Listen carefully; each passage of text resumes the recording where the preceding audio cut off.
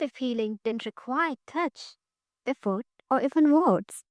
What if clarity arrives simply by tuning your energy back to its natural rhythm?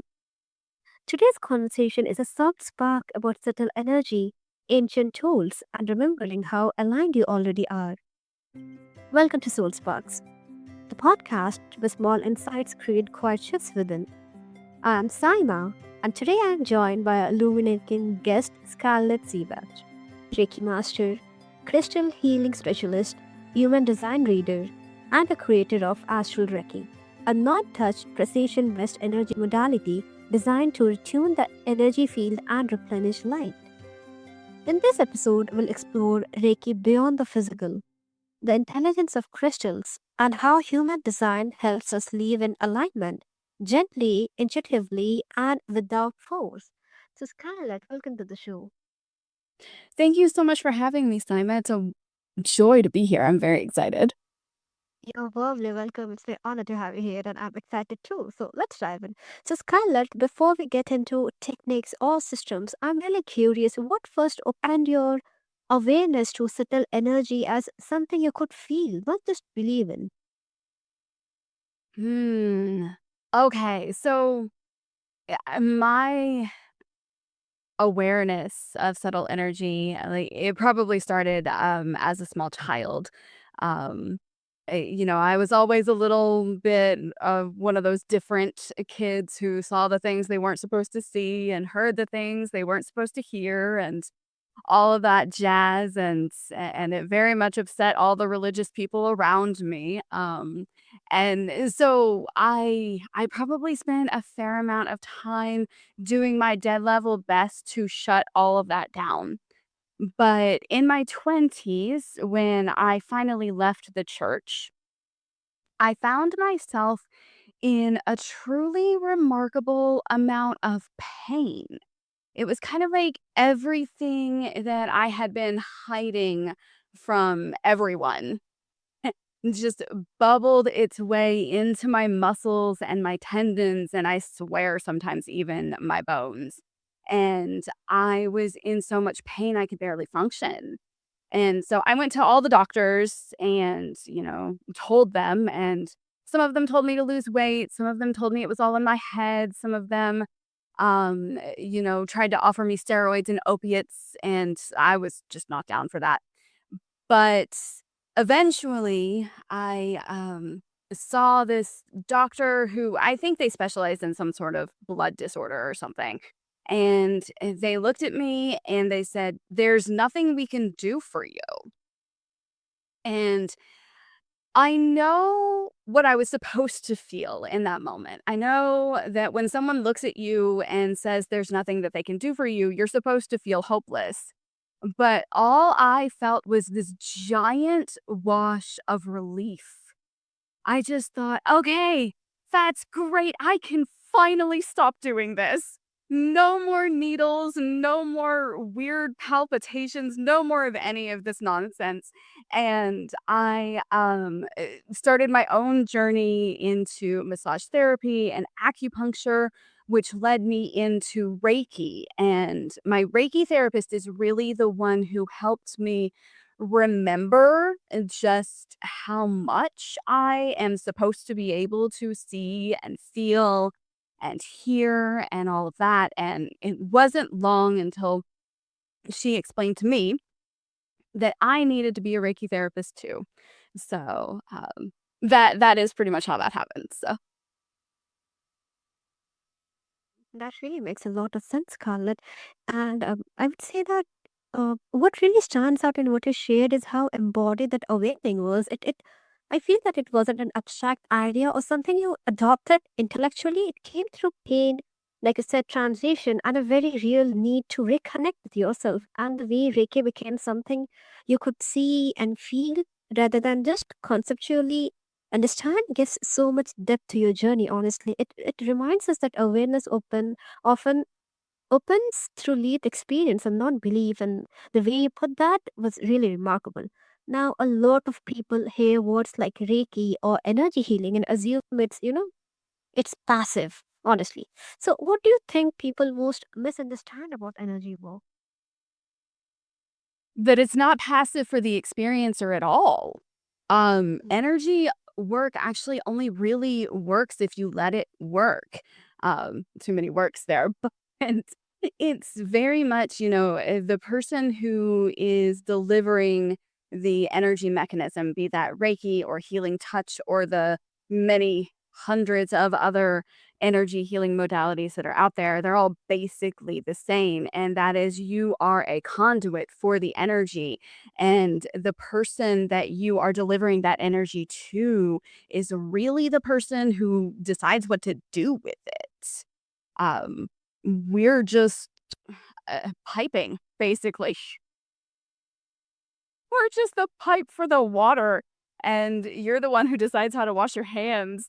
Um, so it's not passive for the experiencer at all. Mhm.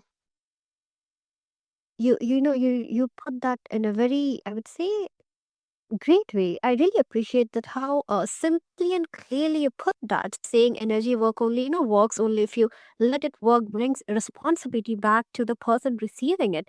And I feel that it's not something being done to you, it's something you participate in. And that reframes energy healing as an active, conscious process rather than something passive, which is such an important distinction you have made. Now, when someone is open and feeling, how does that openness change what they are able to experience or receive through energy work? Well, when you're open, you're far more likely to feel. You're far more likely to have really profound experiences. And you're far more likely to feel better faster than a person who is more closed off to the process and unwilling to let the energy in. That makes a lot of sense. And I would say that I again, I really like how you brought it back to feeling. That shift, from thinking or analyzing to actually sensing is such a doorway in energy work. Like when people allow themselves to feel rather than figure it out, the experience becomes so personal, embodied and real. And it's no longer about belief. I feel it's about awareness, right? Absolutely. Ah, I'm How not does sure belief. Sorry. no, no, please Um, continue. I'm not sure belief really even has anything to do with it. Because you don't have to believe that Reiki will work for Reiki to work. You just have to give it permission. Absolutely, yes, yes. So how does, astral Reiki challenge that assumption in a way, in a more precise or intentional way?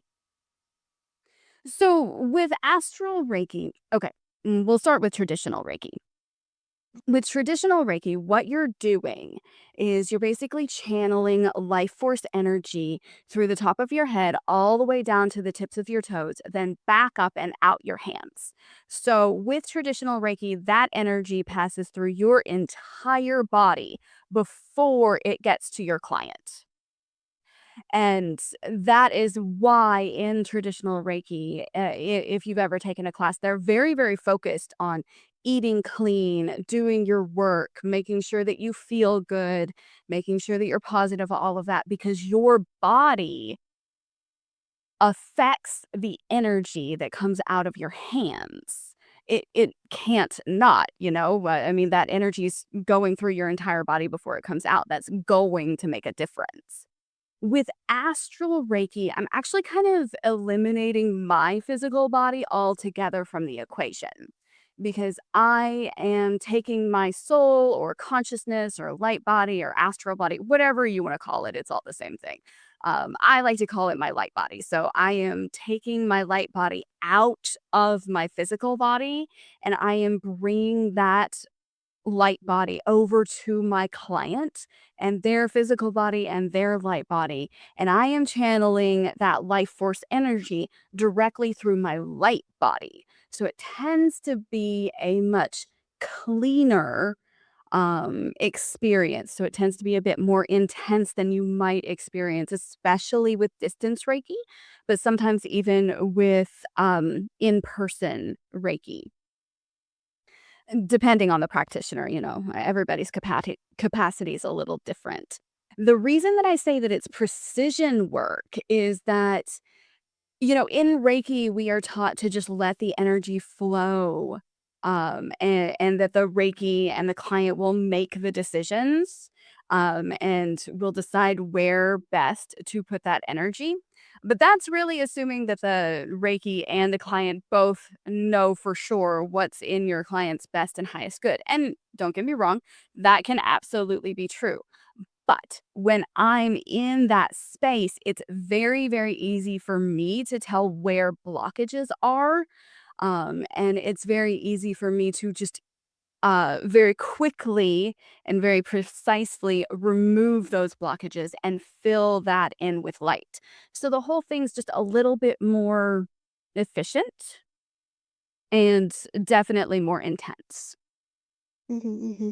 The way you explain this is incredibly clear and grounded, Scarlett. You bring so much precision to something people often assume is abstract, and it really shows the depth of your understanding and experience, I would say. Like describing astral Reiki, as I said, clean and intentional, gives listeners a felt sense of the integrity behind the work, not just the technique. And there's a confidence and calm authority in how you speak about how we speak about it, that makes the process feel both powerful and trustworthy at the same time. So, when you work with clients energetically, what kinds of patterns or interferences tend to show up beneath surface level stress? So one of my specialties that it tends to show up for me is energetic parasites. I find these are very common in pretty much all of my clients. And that's one of the things that traditional Reiki doesn't generally know how to handle because with traditional Reiki, it's very much like dirt in a cup. So when you have dirt in a cup, you don't want that dirt in a cup. So the analogy basically goes, obviously you should put the cup in the sink before you do this. But you basically just fill that cup with water until there's no dirt left. And it's kind of the same thing with traditional Reiki. We're basically just filling your vessel with all of this positive life force energy and then assuming that that will flood out the bad energy. But that doesn't work on parasites. So, what you actually need to do with a parasite is remove the parasite from the body. And I usually just take my little index finger, my astral index finger, and tickle it a little bit so that it will let go of the person. And then it kind of latches onto my finger. And then I'll use the violet flame to transmute that energy and send it back into the light. So that's one of the main things that I like to do for every single client. It every client I've ever seen has at least one somewhere.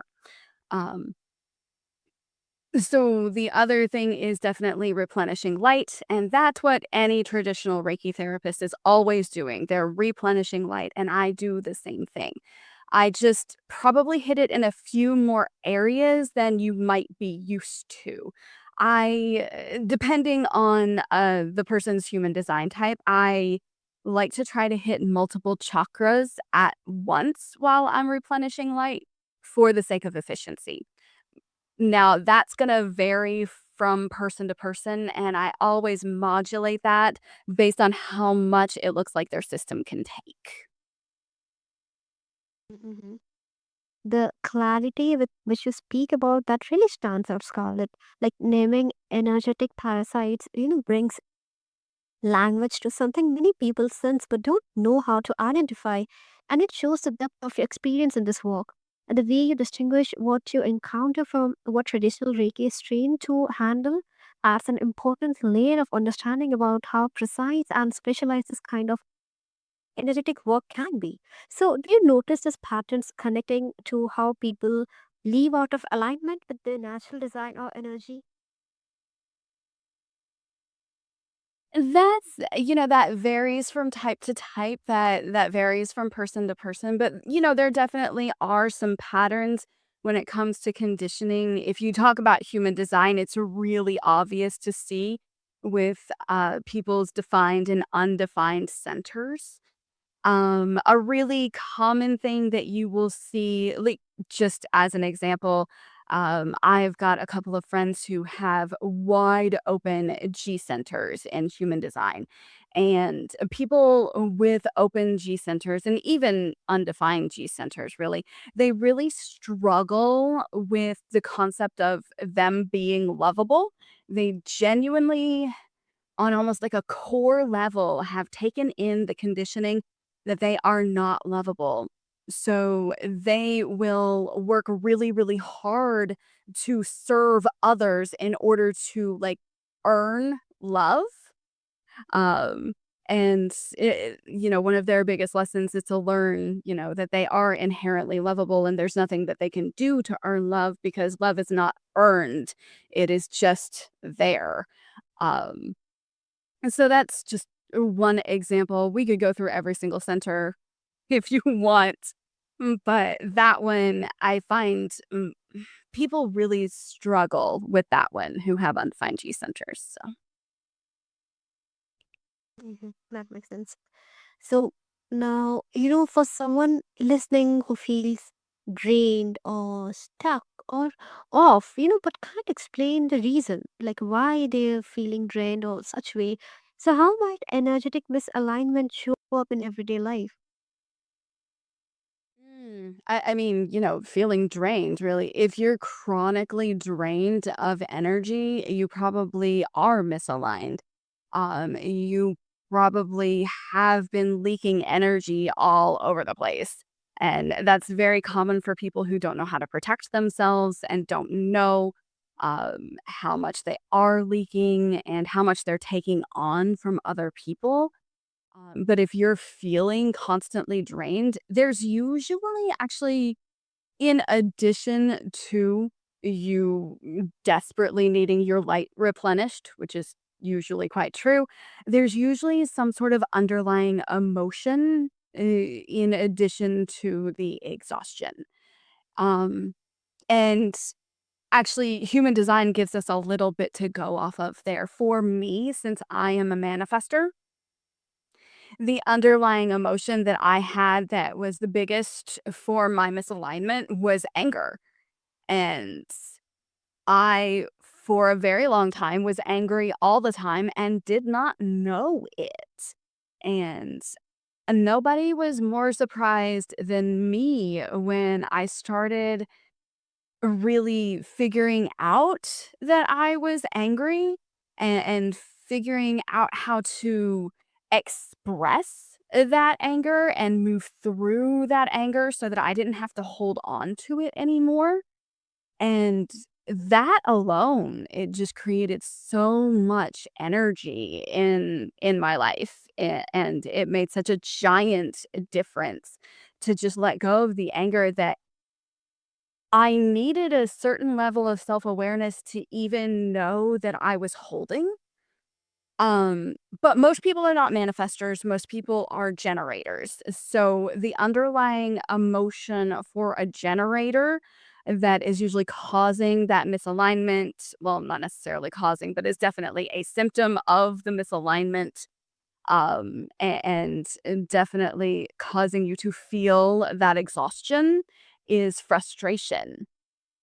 So a lot of people are very, very frustrated with their lives and they don't necessarily even recognize it. What tends to happen is these very minor things will go wrong in their life. Like, I don't know, somebody cuts you off in traffic or something, and you will suddenly get so frustrated with the situation that it very quickly boils over into this angry outburst that isn't really even anger. It's just this major frustration that it was like a tea kettle that started steaming all of a sudden and it just needed to boil over. And so I think for most people, that is a more common underlying emotion that you can kind of watch out for. If you're feeling that exhaustion, try to vent your frustration in a healthier way than, cussing out the guy who cut you off. So, Mm-hmm. I really know how clearly you need that, Scarlett. Energy leaking is such a simple phrase, yet it explains so much. The idea that there's often an underlying, unaddressed emotion quietly draining someone's vitality really resonates. It gives people a new way to listen to themselves, I feel, not through symptoms alone, but through what their energy might be asking for attention. And the way you explain that is really remarkable. Now, as we enter this, for anyone listening right now, if your energy could speak honestly, what would it ask you to release or realign?